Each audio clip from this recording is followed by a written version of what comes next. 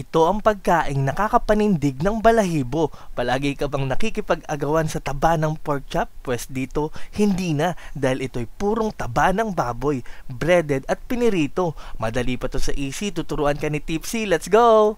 Yo, welcome to Pimp Your Food. Medyo nakakatakot ang lulutuin natin ngayon, no? Kaya hinay-hinay lang. Ayan, gagawa tayo ng rebusado, pritong taba ng baboy. Meron ako ditong 1 kilong taba, na pinagtabasan. Wala na yung balat. Tapos meron lang manipis na layer ng laman, pero mostly taba lang talaga.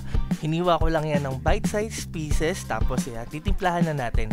Nilagyan ko yan ng 3 kutsarang patis, 4 na kutsarang kalamansi. Yes, maraming kalamansi para masarap. Tapos nilagyan ko ng bagong giling na paminta. Tapos kalahating pakete nitong ginisa mix or kahit anong trip nyong seasoning mix. Tapos ito, crispy fry. Pang kalahating kilo ang gamit ko. Remember, 1 kilo ang taba ng baboy natin. Pero kalahating kilo lang, pang kalahating kilo lang ng crispy fry ang ginamit ko. Para naman hindi umalat. Kasi naman may patis na tayo dyan. Pang palinamnam lang. Tapos naglagay na ako dyan ng 1 pirasong itlog. Inalo na mabuti.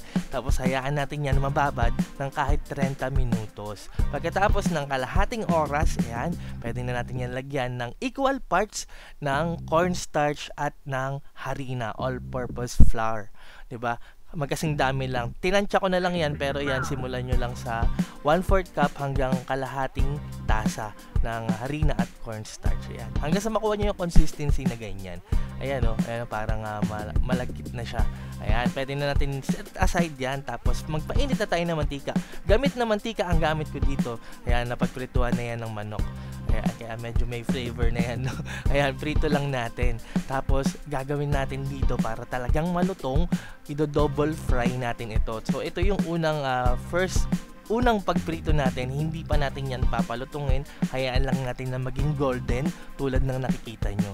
Ayan, kapag golden na, pwede na muna natin yan hanguin at palamigin ng kahit mga 10 to 15 minutes. Yan, ganyan lang. Pwede na yan, di ba? Tapos, pagkalipas ng 10 to 15 minutes, painitin natin ang mantika, lagay natin sa malakas na apoy, tapos saglit na lang natin piprituhin yan. Ang goal natin dyan is mapalutong.